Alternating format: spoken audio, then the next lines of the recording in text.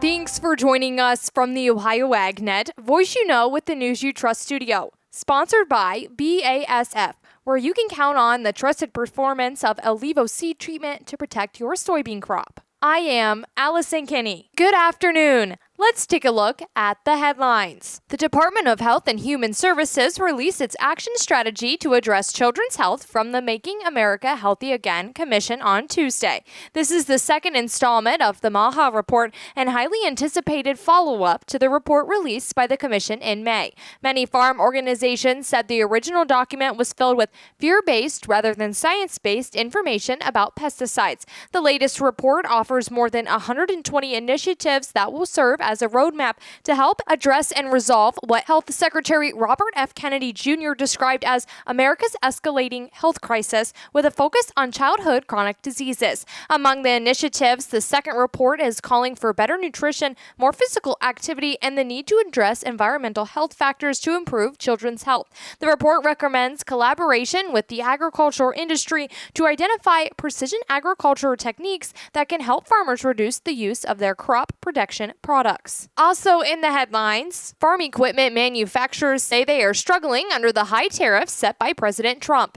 Case IH's Kurt Coffey, who serves as the company's vice president of its North American division, says the executive team he's on meets daily to unpack global trade developments. Case IH is in a good position overall, he says, with 80 to 90% of its machines produced in one of 4 U.S. production facilities and 95% of its machinery-based material sourced domestically. We've continued to focus on how we can make sure our customers have what they need as they're going to harvest. German-based manufacturer Klaas is a different story. 80% of its row crop machinery profile is built in Europe and shipped to dealer lots in the U.S. Eric Raby, senior vice president of Klaas, says we've absorbed a lot as well. We're not passing all it on to our customers. Now let's check in with our weekly update from the Ohio Soybean Council and your checkoff dollars at work. Joining me today is Bennett Musselman. Bennett is a farmer in Pickaway County, also currently serving as vice president of the Ohio Soybean Association. Bennett, you recently had the opportunity to host a trade team from countries in Southeast Asia. Tell us a little bit more about that. Yeah, we had the opportunity to host folks from, I believe, 9 different countries. They really like Ohio soybeans. The quality of Ohio soybeans is what they consider one of the best. Our ability to raise them efficiently and our ability to get them to their facility quickly. There were some other countries, I'm not sure which particular countries they get some meal or soybeans from, and they have to worry about whether or not they will make the trip overseas and still be viable and not rot.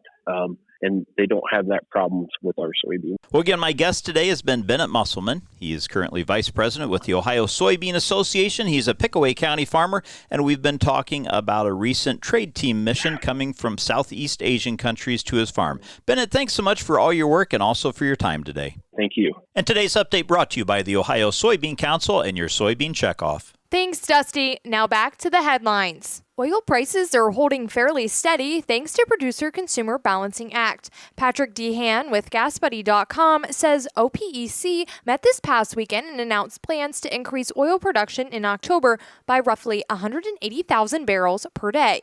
But Dehan pointed out the global economy is doing a good job absorbing the extra oil. OECD countries who report oil inventory data have only seen modest increases in overall oil supplies. So it does look like as OPEC has increased oil production, the market, through increased consumption, has been absorbing a lot of it.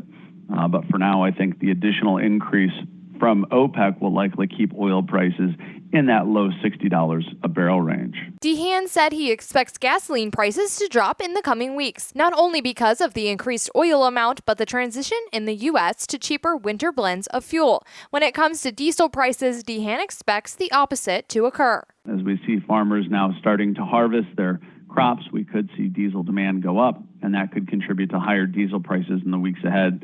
And as well as getting closer to winter weather, will likely increase heating oil consumption. Heating oil and diesel, essentially the same product. So that's something that will likely put upward pressure on diesel prices in the weeks ahead. GasBuddy.com's Patrick Dehan.